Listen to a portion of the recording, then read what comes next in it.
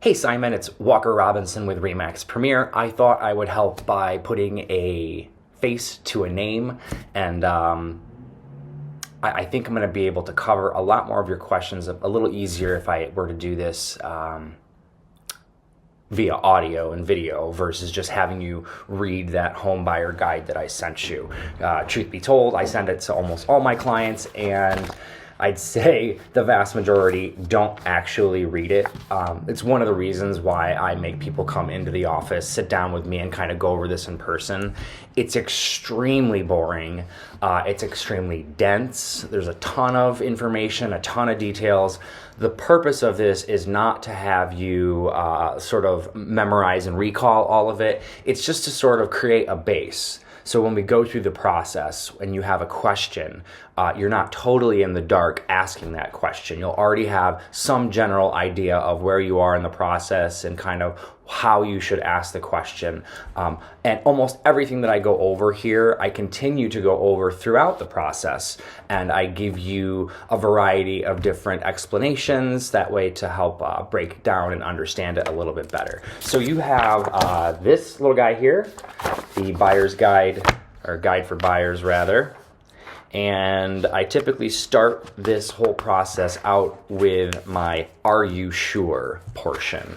The "Are you sure?" portion is basically an interactive part. It's that first page here with basic questions that I have that I kind of need to answer to formulate who you are, what you're looking for, and how I can best help you achieve your goal. So it's who's acquiring the property. Basically, I'm asking, is this going to be in your name? Is it going to be in an LLC, a trust, or some other different vehicle?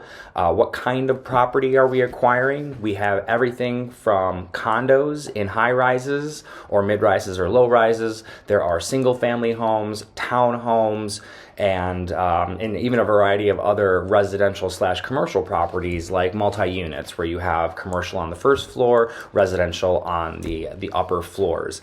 Every single type of property has its own different process just because there are a lot of moving parts with each one, right? So condos are what we consider attached single families. That means they are part of a homeowners association and typically attached to another property. So this would also apply to townhomes. Townhomes typically share a wall, and in most townhomes you have a homeowner association. Some townhomes do not have homeowner associations, which means you can kind of treat it more like a single family. You're responsible for every portion of it. It's important to note that the different property types will have different requirements, and individual properties may even override certain requirements or change them based upon the owners of that particular structure. So there's plenty of townhome complexes I know where the owners do not want to pay an HOA fee. HOA, homeowners association fee. They would rather pay it like a single family. So if something goes wrong, they take care of everything themselves. I'm speaking specifically about roofs, windows, and exterior brickwork, right? So you wouldn't want your neighboring townhome to install yellow brick when the rest of the complex is all black or red brick, right? So there would likely be a homeowners association with a rule that says you can't just change the exterior of your property any way you want. It has to look like the rest of the complex. In some townhome complexes, they don't do that, and you're allowed to fix it however you want. However, when you look at them aesthetically, one next to the other, one looks very hodgepodge because you can do whatever you want. Hodgepodge meaning it can be a variety of different tastes and styles. So one person could have red brick, one person could have black brick, one person could have, blue brick, and all the roofs look different because they can replace them with different types of things. Homeowners associations typically like to ensure conformity. So when you look at a building, every unit kind of looks the same. So specifically in high rises, you're going to notice that in buildings where they have strict rules, their blinds, for example, will all be white. So the shades or the blinds that cover the windows are all going to be the same color. So when you look at that building from afar, it all looks uniform. Other buildings where it's not uniform, and again, it's hodgepodge, it kind of looks meh, not that great, those buildings probably don't have any rules regarding that stuff for whatever reason. So It's important to note that every property has a different type, and we'll talk about each single one as we get into those properties. It's hard to generalize, but I did my best there to sort of break down the two most important things: condos and townhomes. Single families are obviously your responsibility. Where's the property located? Kind of where are you searching? I think this is probably the one where you're going to have to be a little bit flexible on, with prices increasing year over year. Many people are being priced out of neighborhoods, and you're going to have to kind of go out and find a new area that's going to give you what you want. Otherwise, you're going to have to compromise on what you want to stay in the area that you want to be in. When do you need to move in? I don't think we covered this, but let me know what date you're hoping to actually move and be in Chicago. And then lastly, I'm going to cover is how are you funding the acquisition? Are you cash? Are you loans? Or is there some other structure that you're willing to do to purchase the property? I'm not going to spend a ton of time going over the different components like lenders and lawyers or real estate brokers. This is more of a, you can read this right now. I'll probably do a second video for you on these things, but the next 4 pages are going to cover basically what a lender does. How do you find a lender? Who do you talk to? What do lawyers do? What's their role in the transaction? How do you find them? I'm going to help you with all these. I'll give you recommendations for people you can talk to. You're always welcome to use your own people if you want to. The one thing I'm going to stop and spend time on is the getting your financial house in order. If you are getting a loan, you're going to have to apply for a loan, and you're going to need a variety of documents up front to do that. Specifically, paycheck stubs, several years of tax returns, bank account info, investment account info, and insurance policies. Getting a loan is kind of awful. They look through every aspect of your life, and it's not comfortable. It's very demanding, and most people don't find it enjoyable. However, it is what it is if you're going to borrow to get a property. Knowing your credit is extremely helpful. You can use third-party websites like Credit Karma or whatever, but I typically like to see people go directly to the source. So we have 3 major credit reporting bureaus here in the U.S., Equifax, Experian, and TransUnion, and each of those you can go directly to their website and dispute things that you find on your credit report that aren't valid.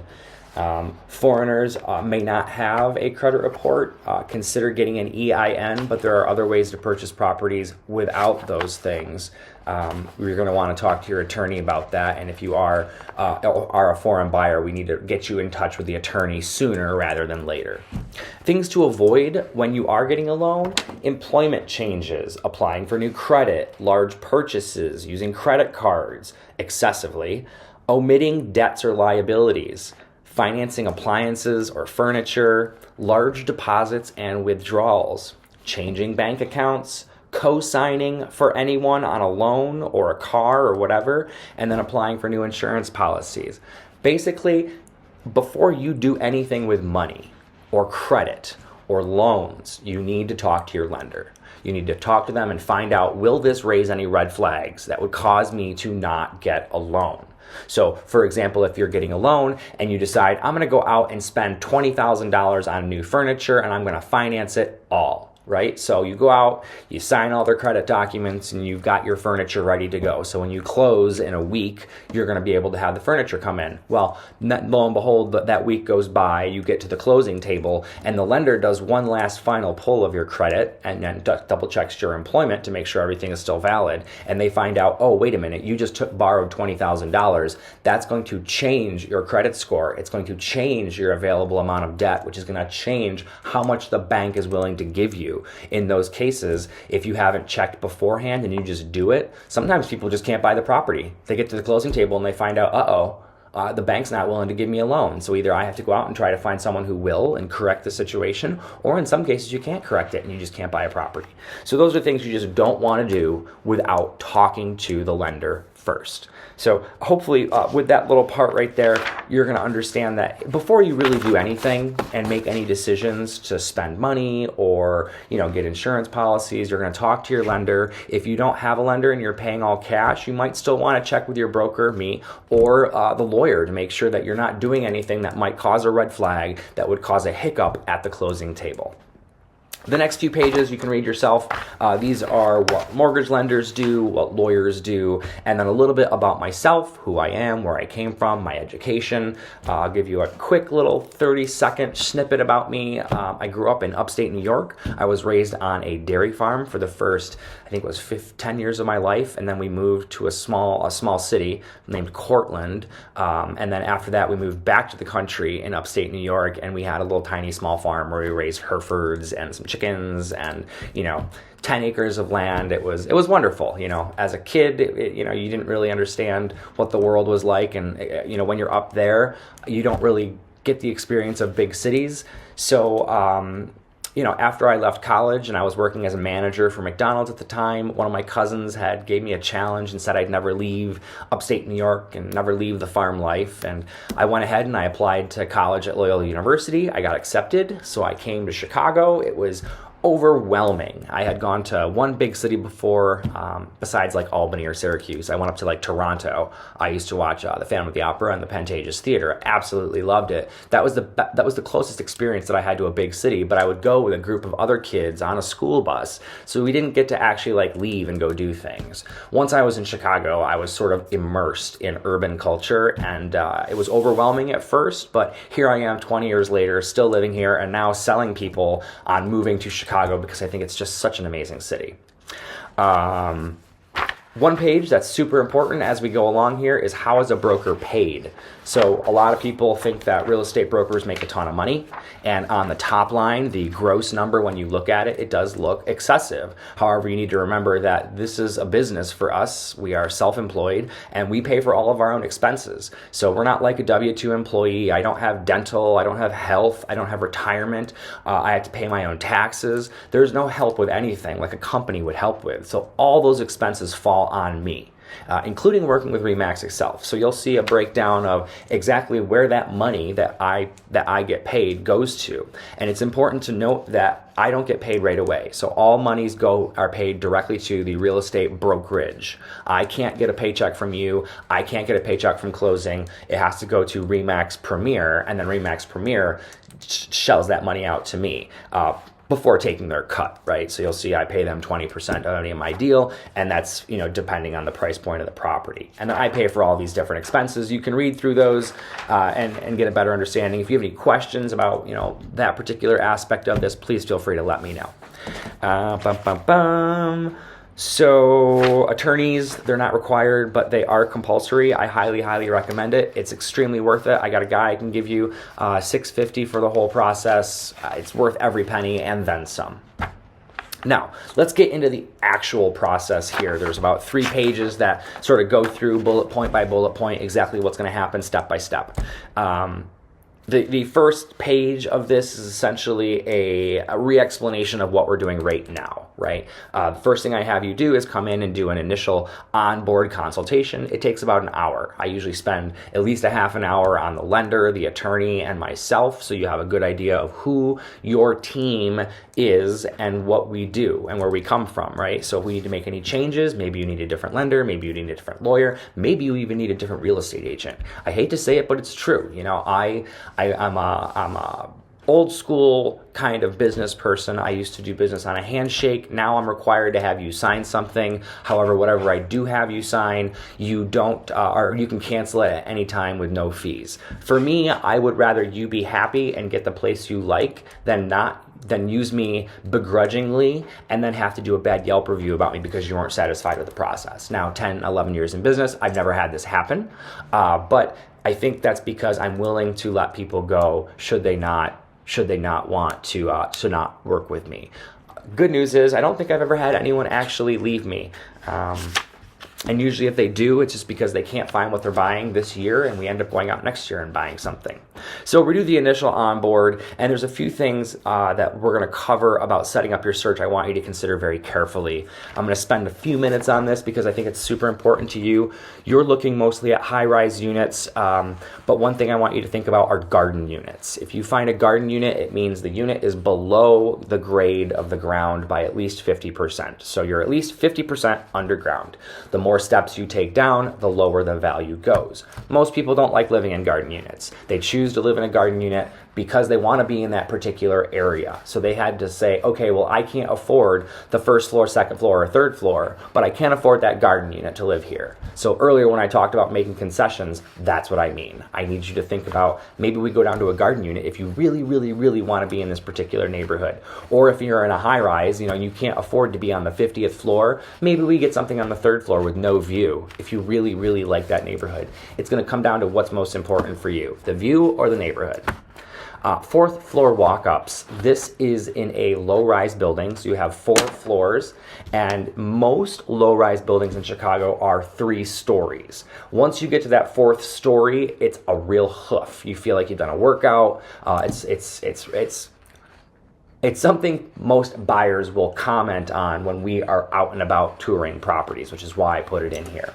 The next thing I'm going to have you think about is noise and visibility tolerance. We are in an urban, dense environment that is constantly being under construction. So you're going to want to know, is the building next door going to get blown up, and are they going to build a new one? How tall is that new one? Is it going to block my view?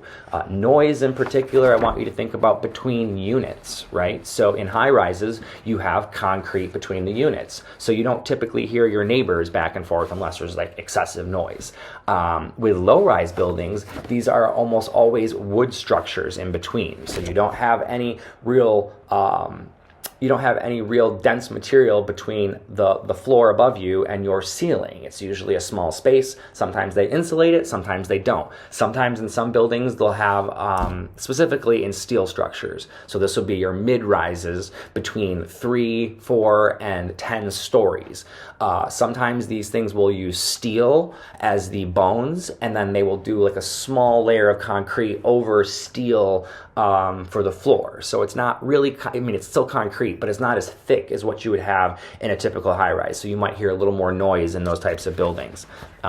Important to note, mid-rises typically have elevators in them. Unit layout and room sizes are extremely important. So if you come across a unit or a size of a bedroom that's 9 by 9, 9 feet by 9 feet, what that means is a queen size bed will not fit floating in the middle of the room with space to walk around it. It's going to have to touch 2 walls, right? So you'll have that bed up against 2 walls, not very desirable. So when you find a room that is less than 10 by 10, it doesn't feel like a bedroom. It feels like an office or a den or a nursery, right? It feels like a smaller space. And with that, you tend to see lower values. True 2 bedrooms are going to be at least 10 by 10 larger. You're looking at probably like 850 to, 1,200 square feet. I'd say larger, probably 900 to 1,200 square feet for a 2-bedroom. 1-bedrooms are typically in your 750 to 800 square feet. It's just going to depend. We had this big boom of micro unit construction for the last 10 years. So now you're finding a lot of 1-bedrooms in the 550 to 650 square feet. A lot of 2-bedrooms in like the 700 to 900 square feet. So they basically shrunk down the bedroom sizes enough so that they can call it a 2-bedroom. Declaration and bylaws. If you're working with a homeowner association, every single one by law is required to have a declaration and bylaws of the building. These are the true rules. These are recorded with the clerk, and everyone in the building has already agreed to these. Rules and regulations are basically a summary of that declaration and bylaws. So if somebody puts a rule that you can't have dogs, in order for that rule to be enforced, it has to be part of the decks and bylaws. So this can happen one of 2 ways. That rule can specifically be buried in those decks and bylaws, and they're doing nothing more than trying to make it simple to read, or that rule is not actually in the decks and bylaws. So there are plenty of buildings that have no rule about animals or dogs or cats, but in their rules they'll have no dogs or cats or weight limits. Now, if the building has gone and they have agreed that those rules and regulations are incorporated as part of the declaration and bylaws, they will have to record them. If they don't record them, technically they're not actually valid and you could fight it in court. Would you want to? Probably not, but just something to think about. Upcoming maintenance and projects is the next big one. Every building has maintenance requirements, just like a single family home. The differences with an HOA is you have more people contributing to those maintenance requirements. So just know what type of building you're buying and know what type of upcoming maintenance is going to need it. Almost all buildings need roofs at some point. Almost all buildings need a heating source, a cooling source. Almost all buildings need windows or walls. And you have to ask yourself, what are the different levels of maintenance I need to do as a single family, or in an HOA, what would an HOA have to do to that building to make sure it's properly maintained? And more importantly, how much money do they need to be saving? So you're going to want to pay attention to how much HOA fees are. Most people want low HOA fees. Well, that's fine, but if that means there also is probably no money in reserves. So when the building needs to put a new roof on for $100,000 and you're like, well, I had low fees, they're going to come out and say there's a special assessment. I need, $5,000, $10,000 from each unit owner in order to pay for this upcoming expense. So if you like low fees and high rises, that's totally fine. Just be aware that they're probably not saving enough money, and you should probably be saving that money yourself. So if your HOA fees are $400 a month on a one bedroom, in my mind, that's low. You should be at least at $600 or $700 a month in order to be saving enough money for upcoming expenses. So I would recommend to you, you might want to save an extra $200 or $300 a month in a separate account. So in the event that a special assessment does happen while you're living there, you have the money already ready to go to pay for that special assessment. In buildings with higher fees, you usually don't have to do this. They'll have millions of dollars in reserves. They've never had a special assessment. They focus on putting that money in savings in order to take care of future maintenance costs. So that's what HOA fees really pay for. Not only the day-to-day running of the building, but also the savings account. And that's the most important, the savings account for the building for upcoming maintenance. Next. Photos are deceiving. It's really important to go in and see properties. Photos, videos, they just don't do it justice. It's never the same as going in and being there yourself in person. If you're unfamiliar with neighborhoods, doing drive-bys or walk-bys are super important. So you're going to want to go to that neighborhood in the early morning hours between 6:30 and 7:30. See who's walking their dog. See who's walking to work. See who's stumbling home from the bar. It gives you a good idea of who really lives there and what they're doing. If you're going to stop by in the middle of the day, the vast majority of people are going to be working. Not everybody, but the vast majority are going to be working. So you're not going to get a good feel for who lives there and what they're doing. Evening hours is another one, right? Think about when people come home from work. Again, do a drive-by, do a walk-by, see if you're okay with it, because you're going to have to live here. You're going to be the one out walking your dog, or you're going to be the one out going to get coffee in the morning. The last thing to look at are neighborhood social media groups. Facebook is a great place to go. Find your local neighborhood. There's a ton of people in these groups, for better and for worse. Take it with a grain of salt, but it's a great place to go and at least get some general idea of what the people who live there think about it. Where do you find properties? You're using all the right stuff already. You're on the MLS. We have that set up. You're interacting with that. You're on Zenlist. Zenlist is the private app that I pay for with direct access to the MLS, so you can set up searches and with all the same data points that I have access to. And then third-party websites. You've used a couple of these: Redfin, Zillow, Realtor, Homes.com. One important thing I will say about these third-party websites: when you click on Realtor.com's Get More Information, you'll see like a list of 3 brokers. None of them are the listing broker. None of them are going to have the answers that you want right away. They're going to have to go look for them. Why is this? Because Realtor.com and all these other websites, they have agreements with these brokers, and I'm one of them, where they pay a percentage of their commission to that website for every lead that they give us. So you came to me through a particular website. It may have been mine. It may have been Realtor. I will pay a referral fee to that source for our introduction if we actually close a deal together.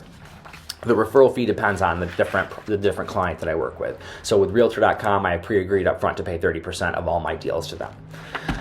Moving onward, scheduling tours. Scheduling tours is difficult, especially in the spring market. There are rules if tenants are in place. So if somebody lives in the property and they're the owner, they can usually get out pretty quickly. If it's a tenant, by law, they're required to get 48 hours notice. Some tenants will allow you to come in sooner. Some tenants are really strict and they want that 48 hours notice. So you're going to see I won't schedule our tour until about Wednesday or Thursday for Saturday and Sunday, because I don't want to do it too early.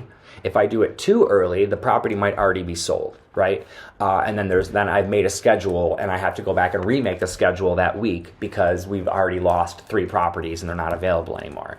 So I schedule the week before, specifically 2 to 3 days before, so I can hit that sweet spot of the properties not under contract, it's not sold, but I'm also able to give enough time where they're able to notify the tenants so we don't have any sticky spots with all that. So 48 hours is probably the earliest I'm going to start, the latest I'm going to start scheduling our tours. Spring frenzy is very real. In Chicago, the market gets most appreciation in the January, February through the July time periods. Why is this? Most people make moves when their family structure is changing, specifically school schedules, right? So everything kind of revolves around school schedules on a macro level, and then there's other things like college schedules. All these things tend to happen in the spring and fall, which is why you see most people moving. That's why spring sees most of their appreciation. Everyone is out, right? School's out, college is out, they're moving back home, they're finding their new apartment. Parents want to change schools while their kids are on summer recess.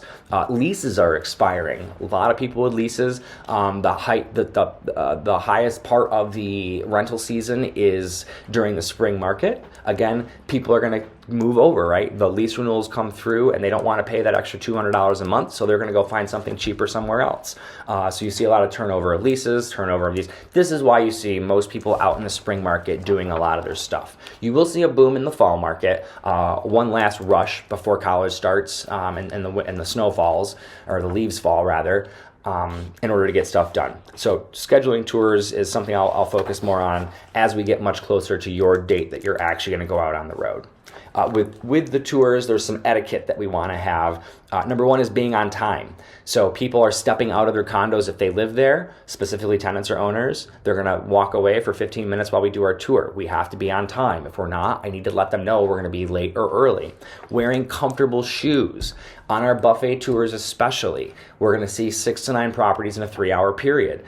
You're going to not want to be sitting down, unlacing shoes or sneakers each time. You want something you can slip on and off very easy if we have to take our shoes off. It makes moving in and out quicker. That's an extra 2 or 3 minutes that could be the result of us being late and not being able to see a property in some cases.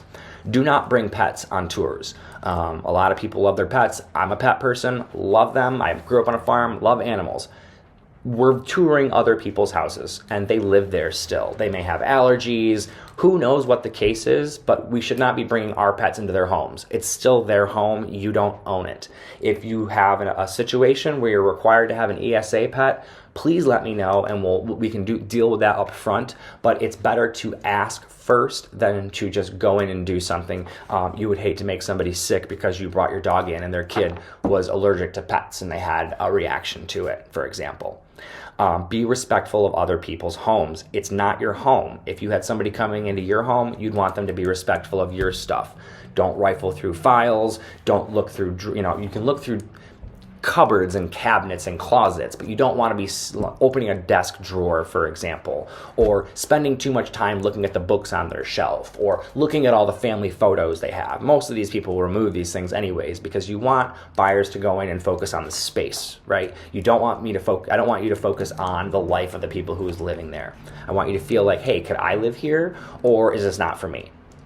And lastly, in the tour etiquette part, we're going to say cameras and audio recording are everywhere these days. You can't go into a room or outside in a public space without there being a camera or audio recording. If you're going into somebody's house, technically by law, they're supposed to be telling you that they're recording you. Assume that they are. I don't think people really care about the law and if they're recording you in their own private house. So just assume that you are being recorded, video and audio, and act appropriately. Perfect. Okay, so that was 28 minutes I spent on preparation. Apologies it took so long. It's a lot of very important information, but now I want to get into the nuts and bolts, the process. All right, so we're going to go over the actual process after you've been all set up, you've got your search, you've done your tours, and you've found the perfect home. Next, we're going to talk about writing the offer.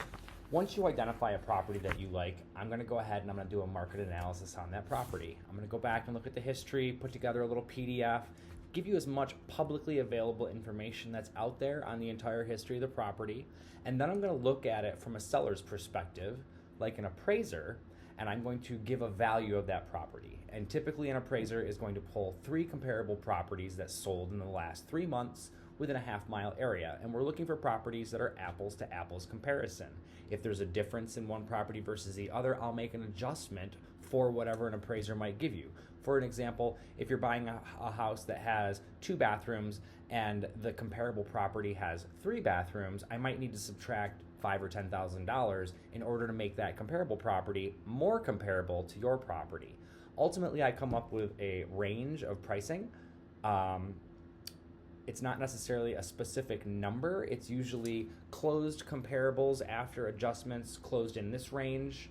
And then I look at under contract and on the market, because that's going to tell me where we're actually at right now. Those closed properties only tell us what happened in the last 3 months or 6 months, whichever how far back we have to go. The under contract properties are what people are buying right now. We don't get to see what the closed price is until the property actually closes, so we have to make a few assumptions. We can usually tell, depending on the time of year and how long the property was on the market, how close they probably were to that asking price. So the under contract properties are likely in the spring market going to be in a slightly higher range, which is going to indicate the market is appreciating. We're then going to look at what's on the market, right? What do people out there looking for properties? What are their options that they have to buy?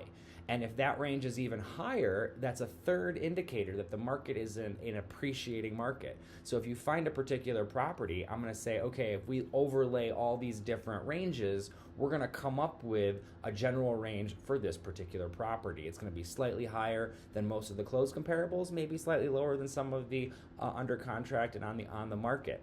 It's all going to depend on the time of year, and I'll go into this more with a specific property. But to give you a general idea, those are the 3 points I'm going to look at, create a range, and say, hey, this property is worth somewhere between this and this, depending on X, Y, and Z factors. So I'm going to go ahead and put together that market analysis for you, send it over, and say, here's the things that I need from you. And these are going to be the basic terms and conditions in order to start our negotiation process. So the purchase price is number 1. You're going to determine where you want to start negotiating your purchase price based on the information that I provided from that market analysis. And then I'm going to need to know how much earnest money we're putting down.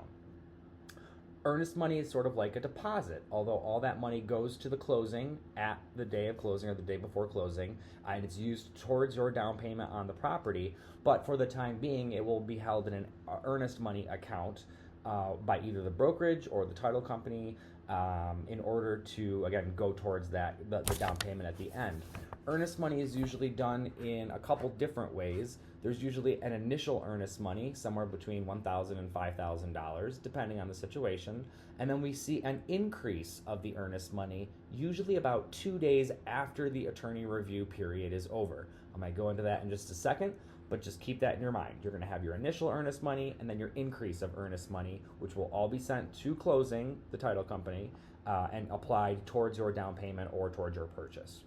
I'm going to need to know about credits. Sometimes we'll be asking for credits, sometimes we won't. In spring market, we're probably not asking for credits. We're probably in multiple offers, and we're going to have to agree to a deal as is, where is, and possibly not even have inspections. In other situations where big things come up, we can ask for repairs or we can ask for credits. I'm going to need to put those on that contract when we first write the offer. And then mortgage contingency is going to be if you're getting lending, I need to know the basic terms of that lending. Are you putting 10% down, 15% down, 20% down? Is there a cap on what the interest rates could hit before that deal automatically cancels? So there's a provision that says, okay, we're going to put 10% down and we're going to get an interest rate no higher than 7.5% over a 30-year period. If in the next week while you're under contract, interest rates go from 7% to 9%, you could back out of that deal based on that mortgage contingency. And then the last thing is the closing date. In, again, spring market, you're going to have to be flexible on your closing date. The more flexible you're able to be, the better you look towards a potential seller. That's about it for the basic terms and conditions. I mentioned a few things in here which were contingencies. These are your best friends. These are where you get to back out of a deal if you don't like what's going on and get your earnest money back. The very first one is the attorney review period. This is when we get to take that signed contract once it's signed, and we give it to the attorneys, and they're going to go through and modify this contract. If you don't like what happens, you back out, get your earnest money back. Same thing with the inspection. If you have an inspection and we're making requests, something big comes up, maybe a hole in the roof, you don't want to deal with this anymore, we back out, get our earnest money back. Then we also have the mortgage and appraisal contingency, and then finally the condo review contingency. So those are a general overview of what happens when we're writing the offer and things that we're going to consider. I'm going to go into a little bit more depth right now about some of those individual things. So we talked about negotiating, and I mentioned a little bit about spring market and other markets where it might be a little bit different. There are three general strategies when negotiating. We typically either are going to lowball somebody, which means we come in significantly lower than what they're asking. The other strategy is meeting in the middle. This is probably the most ideal strategy for the general population. Typically when you're negotiating, if one party feels that they're getting a better deal than the other party, it creates some animosity. And then each contingency thereafter, if you make a request or anything like that, the other party might decide to play hardball with you because they already felt like they're on the back burner. They felt like they've already taken a hit, you're already ahead, and now you're trying to get more. So again, that animosity shows back up and they tend to act a little bit differently. And then the last negotiation strategy is the best and final. This is what's happening in spring market right now. You're going to have multiple offers, dozens of them potentially, and the seller's going to say, I want your highest and best offer. Now, there are a variety of ways we can go about doing this. There's something called an escalation clause. A lot of sellers don't want to see escalation clauses anymore. They just want your one number, your best terms, and then they're just going to pick from those things. It's rare for a seller to come back and renegotiate after multiple offers, but it does happen. It actually just happened to me a couple weeks ago. We made an offer. We were significantly lower in purchase price, but we were all cash. The cash offer was more desirable to the sellers, so they decided to come back to us and said, hey, your offer at $785 was too low. We have an offer at $817. But we like your cash deal. Do you want to come up in your price? So they were essentially going to give the property to us if we brought our cash offer up to that $817 number. In this particular situation, my buyer decided that was just a little bit too rich for their blood, and we decided to move on to the next property. But that's just a small example of how a seller can come back after highest and best and ask you for a revised offer. When negotiating, there are no rules. A seller can do whatever they want to do. They can act however they want to act. They don't have to tell you that there's multiple offers. They can negotiate each one of those separately, and at the end tell you you lost and you didn't even have a chance to raise your offer. You might be upset about that, but that's just the way it is. It's a seller's prerogative. It's a seller's market.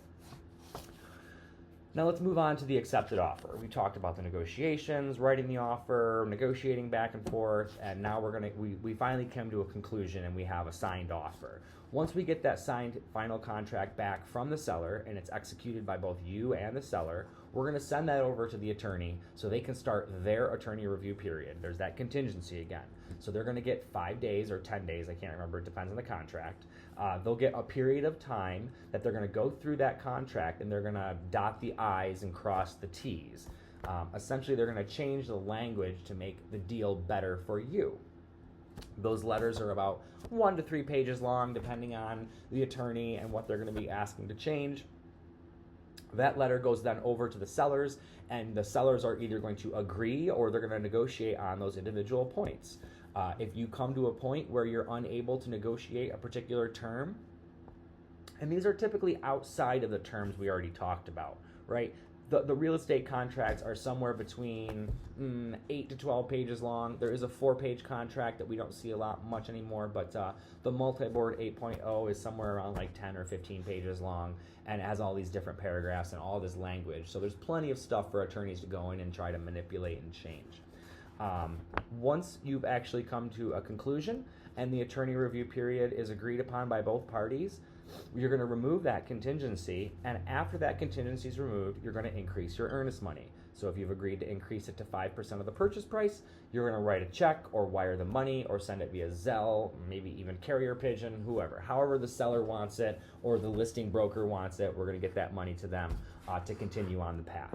Now, the inspection period typically runs simultaneously with the attorney review period. So once the contract is signed, you're going to notice an email from me saying, okay, select your attorney, or, if we've already selected it, I'm going to send the contract over. Next steps is to turn in your earnest money. You have 2 days to do that initially, your initial earnest money. That's pretty standard in most contracts. And then at the same time, you're going to have to pick an inspector, schedule that inspection, and have it done within 5 days. So reminder, you're going to have to pay for that inspection out of pocket at the time of service. So when you have the inspection, you're going to pay for that when the inspection is complete with a credit card or check, or maybe you can prepay it online. I have a variety of inspectors for different situations that I'll give you as recommendations. You're always welcome to use whomever you want, but I do really like my inspectors. They do great jobs. There's a variety of additional inspections depending on the type of property. These range from lead-based paint, radon, mold, termite, sewer lines, and chimneys. Those are some of the biggest extra inspections you might have, again, depending on the type of property, age, and a whole bunch of other factors. I'll make recommendations to you as we go throughout the process. The results are sent directly to you. Once you get the results of the inspection, you'll send them to me. It's a book anywhere from 30 to 70 pages, and I'm going to go through and tell you what is a health or safety violation, or things that we might be able to ask the seller to repair or give us a credit. In a normal transaction, you're able to ask these things freely. In the spring market, like I told you earlier, we're going to be in multiple offers. In order to be the best offer, we're going to have to do deals as is, meaning you got to take a really good look at that property when you're touring it. Look under sinks to make sure pipes are good. Look, flush a toilet, run a shower. Make sure that you really understand what you're buying before you write the offer, because if you're gonna waive your right to ask for requests during the inspection, you really want to make sure there's no surprises coming up for you. I'm pretty good at this. I've done enough deals where I can go through and say, hey, I can tell you that X, Y, and Z is going to show up on your inspection report. Are you comfortable moving forward with an as-is deal, knowing that there's a crack in the sink, or a window seal is broken, or maybe there's a leak or something bigger, a crack in the foundation. All these things will come up at the time and for that specific property that you're buying. So once that inspection is done, we're going to start negotiating or not negotiate, and sometimes this inspection is married with or included in that attorney review period. A lot of lawyers will just say, hey, we're going to keep attorney review period open until the inspection negotiations are finished, right? We don't really want to have you increase your earnest money if the inspection is still outstanding, specifically if it's not an as-is deal. If it's not as-is and we have the right to request credits or repairs, most attorneys are going to say, hey, we want to hold off turning in the second earnest money until we have that inspection done. In that particular instance, what's going to happen is an attorney is going to write an extension letter, and they're going to extend that contingency period for however many days that's needed. So once the attorney review and inspection are done and you've increased your earnest money, the lender's probably then going to order their appraisal. They usually wait to order the appraisal until that first part is done because they want to make sure the deal is solid and it's going to move forward. A lot of times appraisers or lenders are going to ask you to pay for the appraisal, and it can range anywhere from $300-400 to max upwards of thousands, depending on the size of the property. Should that appraisal come in low, we will deal with that at the particular time. There's a couple different options. One's usually asking the seller to reduce the price to the appraised value. The second one is asking the seller to go ahead and dispute the appraisal. In all of my years in real estate, I've disputed a handful of appraisals. Never once has an appraiser ever come back and said, oops, I made a mistake, I'm going to change your appraised value. It just doesn't happen. Most often what happens is if you still really want that property and you still want to try to get the value appraised at what we're offering for it, we're going to have to go out and find a different lender that's going to order a whole new appraisal. You can't ask the same bank to order a new appraisal because that appraisal will stay on their records for upwards of 6 months, specifically if it's Fannie Mae or Freddie Mac. It sits in a government computer somewhere, so if the bank someone else tried to buy that property, they already have the appraisal on file, and they're just not going to go higher than that number until that appraisal expires. There's a whole bunch of other things that happens during this mortgage contingency. So the bank's going to be asking you, or the lender's going to be asking you for a variety of documents that you may or may not have already provided. Hopefully they've already collected most of the stuff up front, but there might be a few outstanding issues. Usually during this period, we're often waiting for government tax returns, federal government tax returns. They have to verify the numbers that you give and the tax returns that you provide with the actual federal government to ensure that they're valid and correct.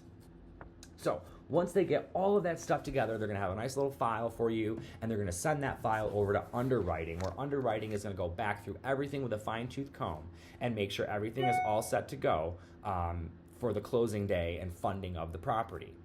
Underwriting usually takes anywhere from 3 to 7 days. All the documents need to be turned in at the same time. If they're not, underwriting will kick the file back to the beginning of the line, and you're going to have to wait for that file to get back to that underwriter before they're going to look at it again.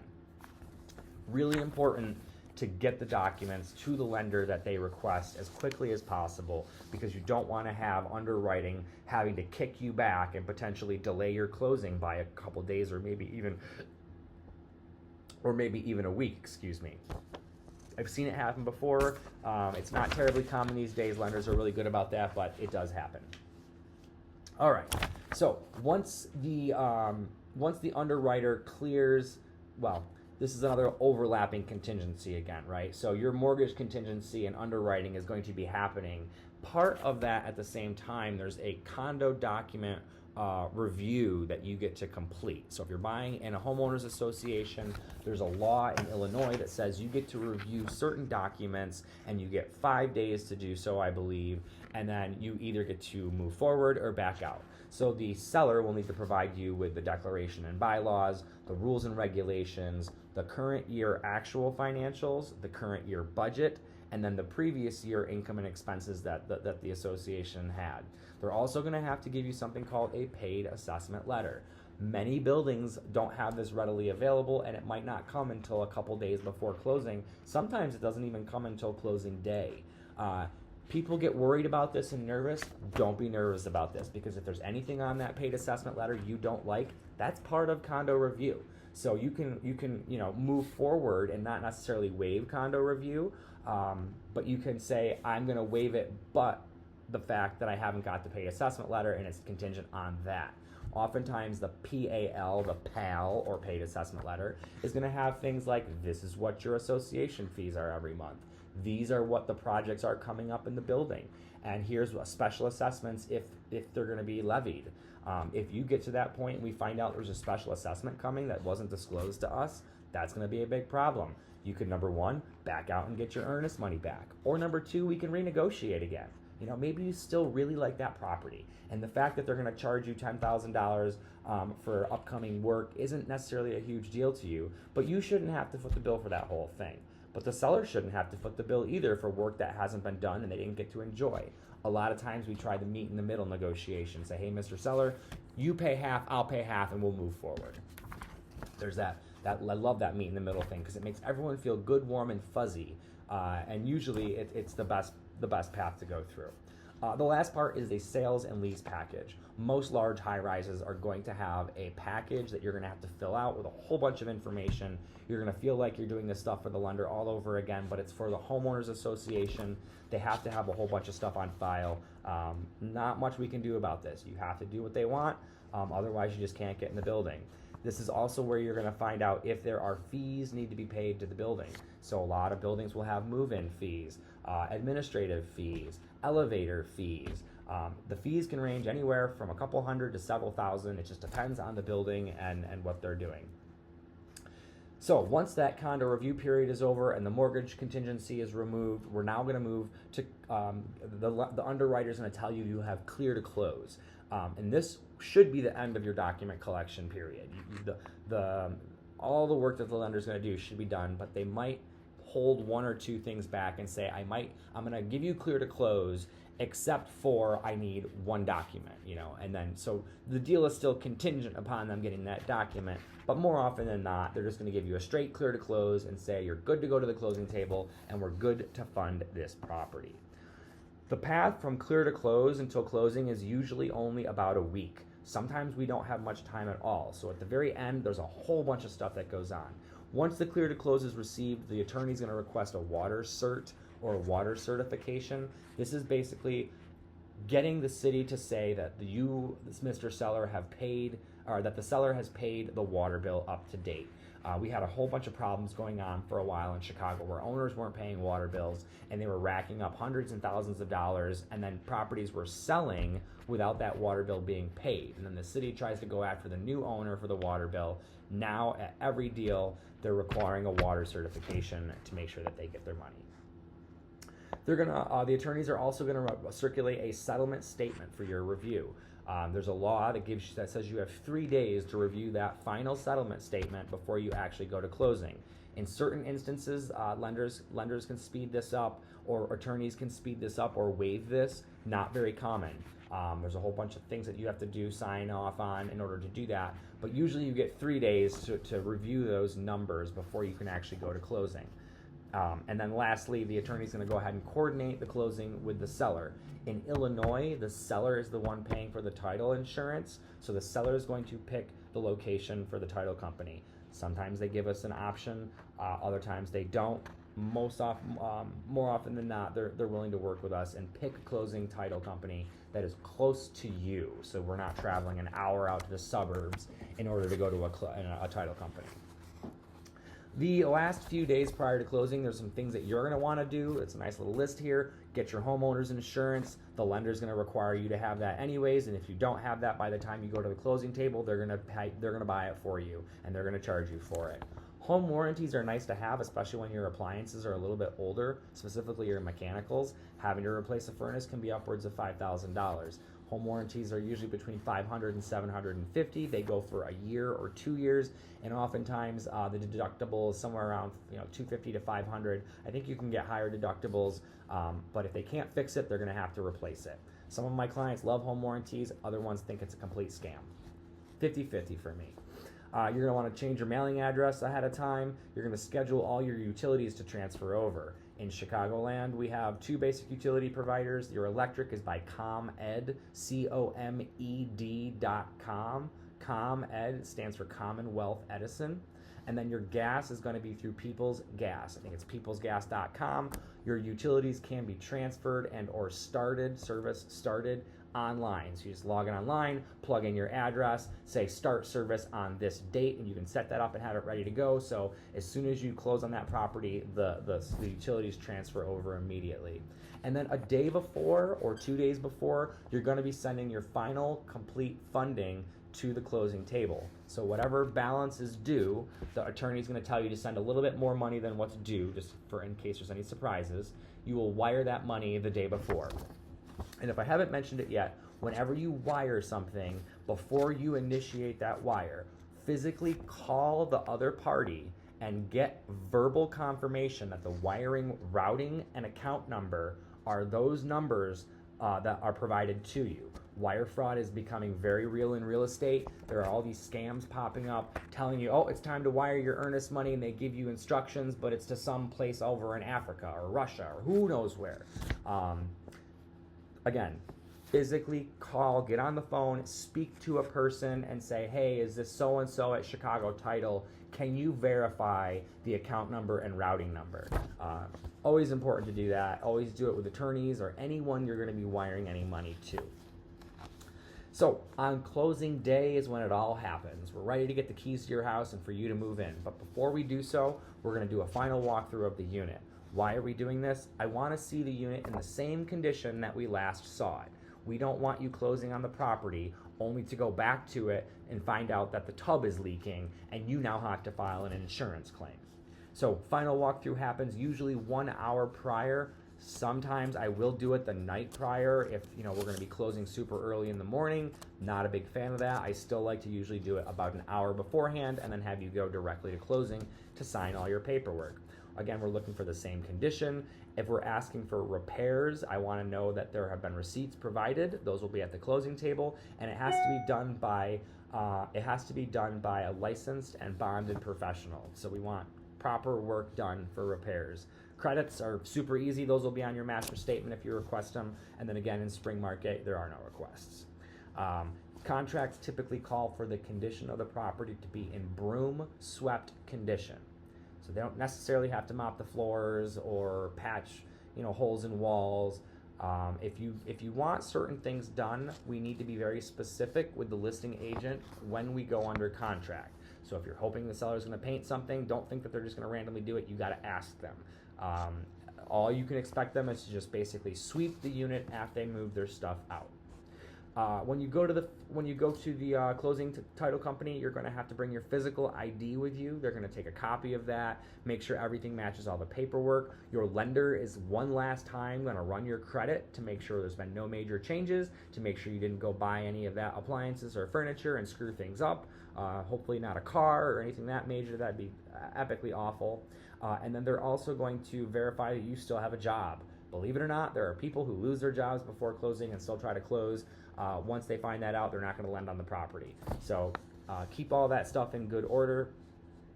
And then the very last thing is when you're at the title company, you're going to sign. Depending if you get a loan or not, your stack of paper will be either like a half an inch or a couple inches tall. You're going to sign your name about 100 times. You need to make sure it's done the same way each time, because if you get a little lazy and it gets a little sloppy, they're going to make you re-sign it all over again. Once you're finished signing everything, we're then going to wait for funding. Your lender will then look over that paperwork that you just signed. They're going to fax it over to them or PDF it over to them. They're going to charge you for a fax fee. But they're going to send all that paperwork over, make sure everything is as it was. Once it's all signed and proper, they're going to say, okay, we're going to fund it. They click a button, and then the money magically goes into the seller's account, or the title company rather, and then the title company will start cutting checks. They're going to write a check for the seller for their proceeds. They're going to write a check to you for any overage. Remember how I said you're going to bring a little bit of extra money, sometimes a couple $100 or a couple $1,000 extra. Any of that extra will go back to you immediately at closing. So hopefully you're going to save some money and get that all back to you, and then you can go buy your furniture with that. And then finally, the real estate agents get their checks at closing. We cannot be paid directly from a party. We have to be paid from the title company. And it has to be on the settlement statement, and we have to have representation agreements in place. And lastly, you'll get keys. So you'll get your check, you'll get your keys, and then you're going to go off on your way into your new lovely, lovely house. Okay, so we just covered a lot right there. Again, I'm going to go through all this with you each step of the way as we go. And I have emails set up. All these things are explained over again, but I wanted to just give you a quick, broad overview of kind of what you're going to expect, so that way we can kind of minimize the questions and we can focus on what's actually happening when you're closing the property. Okay, out-of-pocket expenses. This page right here, out-of-pocket expenses, this is the most important page probably of this entire book, because your purchase price is not just the purchase price. So let's use $100,000 for example. You're buying a condo for $100,000. How much is your total purchase going to end up being? And it's not $100,000. So your inspection is going to be paid out of pocket. So that will not go on top of that $100,000. You're going to pay for that at the time of service, again between $300 and $1,500 depending on the situation. Appraisals, same way. That's most likely going to be paid out of pocket by you, and it'll depend on the situation how much it's going to be. Somewhere between $300 and $600 most likely. Closing costs are the biggest out-of-pocket expense that you're going to pay, and it's typically going to be on top of your loan. Purchase price, excuse me. So for a buyer, you can estimate about 2.5% to 3% is what you're going to be paying in closing costs. What are closing costs? These are going to be your transfer fees from the city of Chicago, water certification I talked about a little bit. There's going to be 3 pages or a couple pages long of itemized things that you're going to be paying for in closing costs. All your title company work that's done through your lender or needed through your lender, everything will be itemized on that master statement, but it'll be approximately 2.5% to 3%. So if you negotiate an all-cash purchase price of $100,000, expect the actual final purchase price to be $103,000, right? So when your attorney says you need to wire this much money to closing, and you notice that it's $3,000 more than the $100,000 I'm paying, that's why, because those fees are paid by you out of pocket, although it's in the closing statement, right? So I say out of pocket, it just means it's on top of that purchase price. If you can't afford to pay the 2.5% to 3% in closing costs, let's say you're getting a loan on that $100,000 and you're only putting down 3%. right? So it's a Fannie Mae, Freddie Mac home, 3% down means you're 90% loan to value. You only have $3,000 in cash that you're putting down. So who's going to pay that $3,000 in closing costs, right? A lot of times we can increase the purchase price to $103,000, and then the seller will give us a credit for $3,000 to make the net purchase price $100,000, and then your closing costs will be paid out of those credits. We had talked about credits earlier. This is why. Sometimes when you're not putting enough money down, those credits are going to be able to pay for closing costs, which you otherwise wouldn't be able to pay. Homeowner association fees. I briefly mentioned this, but there are always move-in fees with almost any building. High rises tend to have the highest fees. Low rises tend to have the lowest fees. Expect a minimum of $250 non-refundable move-in and a minimum of $250 move out. Almost all buildings have that at this point. Some of them have up to $500, $750, or $1,000. It can be higher. There's going to be document request fees. This particular fee is oftentimes wrapped into those closing cost number that I talked about. So if you need to, that condo review that we talked about, you get all those condo review documents. Well, buildings have gotten smart and said, well, I have to take the time to get all these documents together for you, so I'm going to charge you for it. Oftentimes, attorneys will pay for this up front, but it will be part of your closing costs where they'll get reimbursed, and you'll end up paying for them anyways, anywhere from $250 to however high it goes. There's one company that's pretty prominent. I think it's called HomeWise, and they manage this sort of document exchange for homeowners associations, allegedly making it easier and costing you more money. Please note that most of the fees that are due by the building will have to be paid prior to you actually moving in and prior to you closing sometimes. So the building's going to want all those fees and everything paid up front before they're going to schedule the move-in.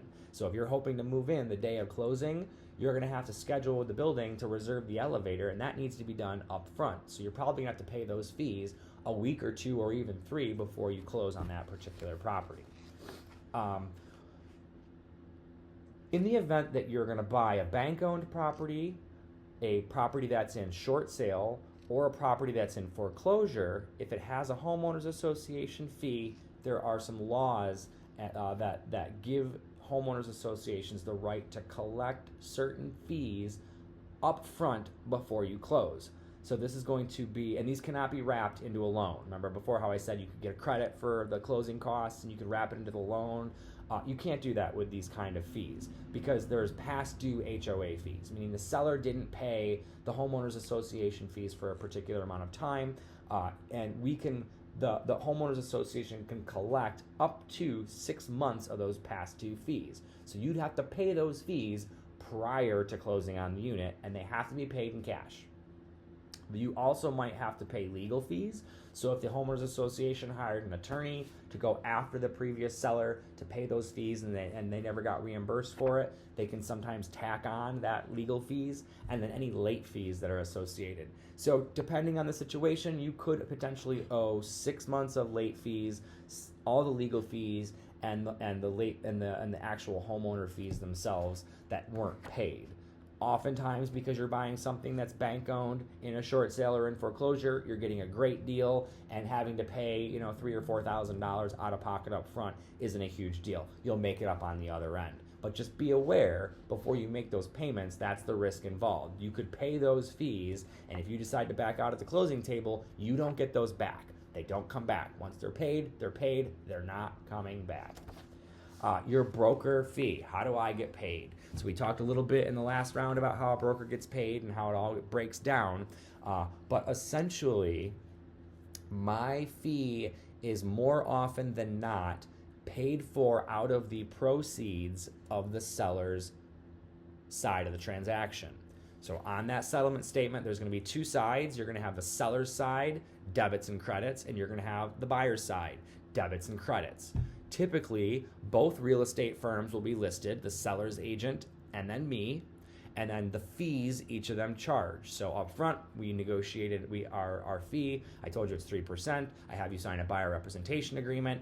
We submit our contract to purchase the property with my 3%. The seller agreed to pay it. What does that mean? That means the seller is allowing my 3%, or on that $100,000 deal, $3,000 to come out of their side of the transaction on the master statement.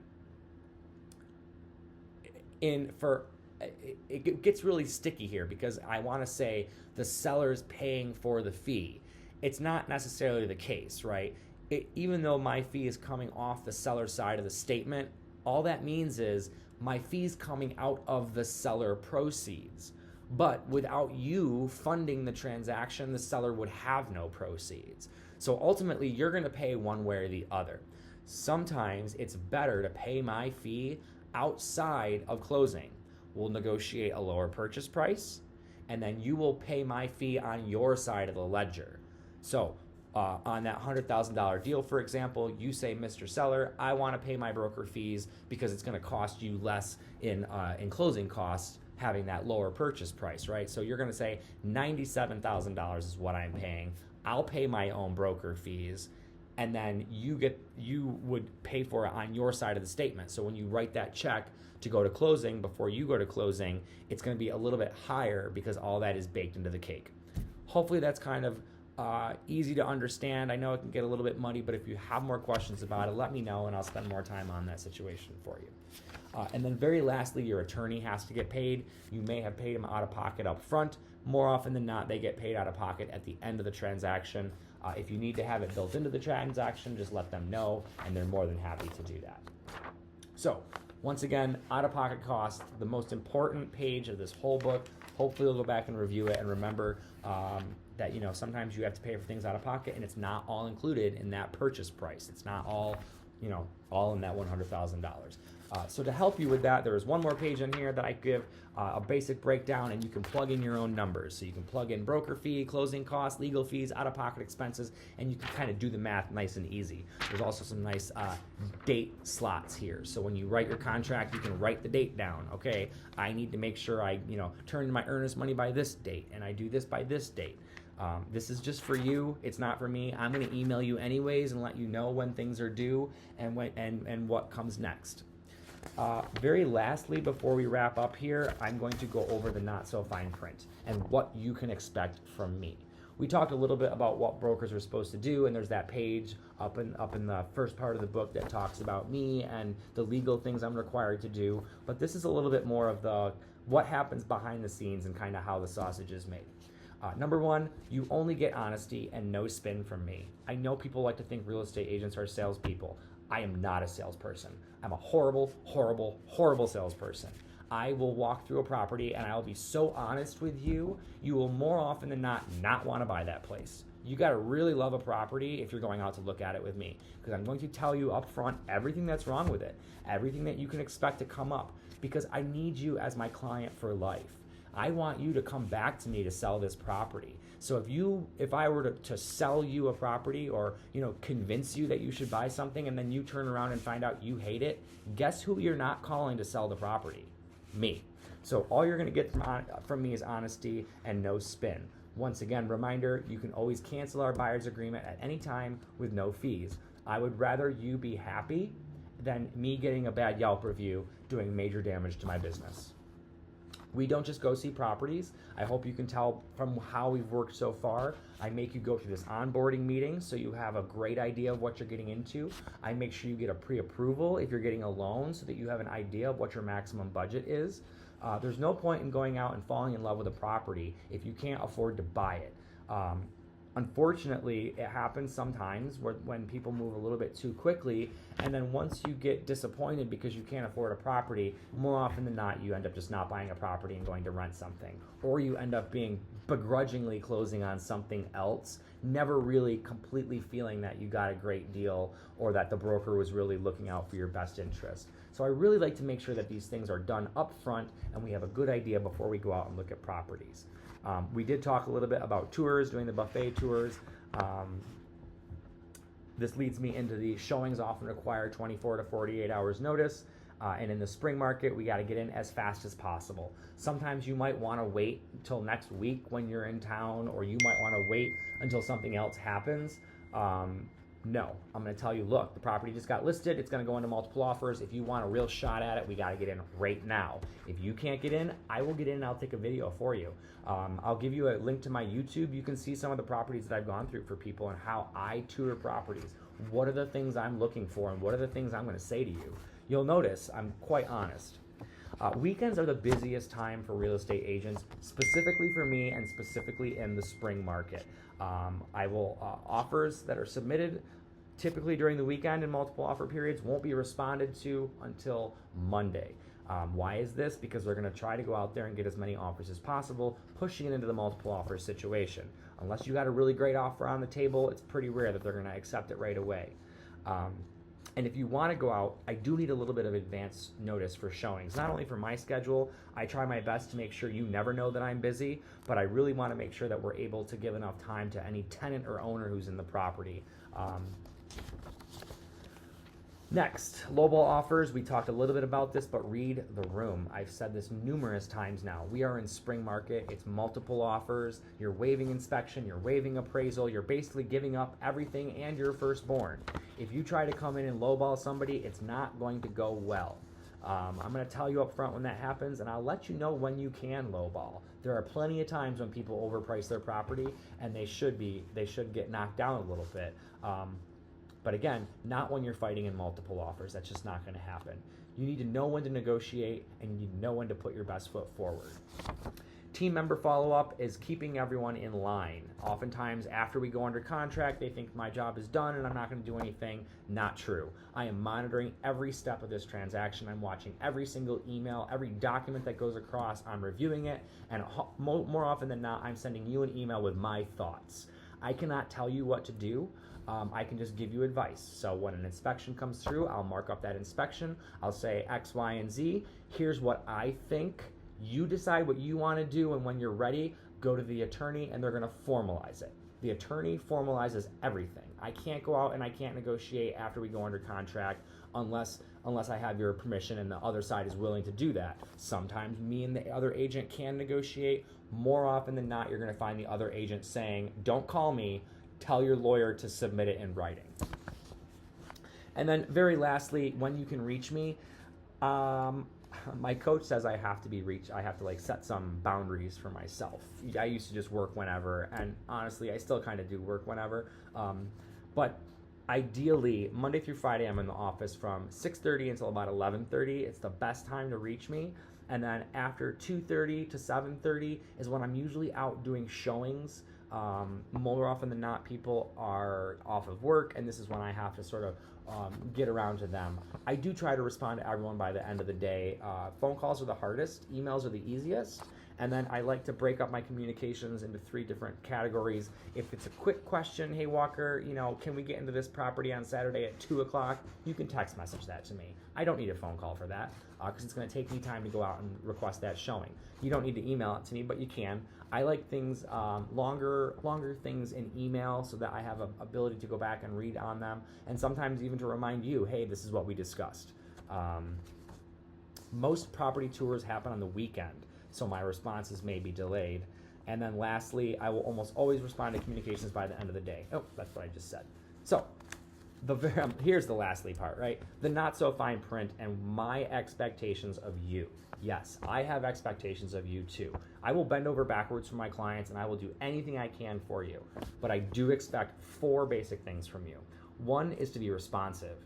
When I email you, I don't need you to drop everything and respond in the next 2 minutes, but I do expect at least an acknowledgement by the end of the day or the next day. If I don't hear anything from you by the next day, you might get a cute little text message from me saying, hey, are you in the hospital? Is everything okay? And I'm half serious. Sometimes things happen, and I just need to find out. Communicate concerns with me, and this is number 2. A lot of times people are embarrassed to talk about things that happen in life. You lose your job, maybe you lose your partner. The dynamic of the whole transaction could shift and you might not be able to buy a property. Obviously, that's going to be a hard conversation to have with me. I don't want you to think that's a hard conversation. I am here to advise you. And maybe it won't work out this time. Maybe we can't buy it this time. But we will be able to buy it eventually in the future. So maybe you lost your job. It's going to be okay. You're going to get back on your feet and you're going to do the right thing. but maybe we just don't buy it now. I'm here to give you options. I'm here to say, okay, here's what we can do. If you still want to close on the property, here are the options to make that happen. If you want to back out and try to get your earnest money back, here's the options to make that happen. That's my job, is to to advocate for your best interest and to do what's right. Number 3 is to work exclusively with me. I make you sign an exclusive representation agreement because I'm required to by law, but a provision in there you can back out at any time with no fee. So hopefully that's pretty self-explanatory. And lastly is future referral business. I go out of my way to really spend a lot of time getting my clients up to speed so that they're extremely knowledgeable about the situation. I don't spend a lot of money buying leads from Zillow or any other referral website. I mean, I participate with a few referral programs, but more often than not, most of my business is coming from word of mouth referrals from people like you who've had a great experience, and then you want to tell your family and friends about it, or whomever you hear that is looking to buy real estate. So that's about it. The last page in there is one on my contact information. You should have that all on my email. Hopefully you found this whole thing not too terribly depressing and slightly helpful. So please let me know if you have any questions after you're done with this. Feel free to just write me an email, and I'm happy to respond to those when I can. So have a great night. I'll talk to you soon.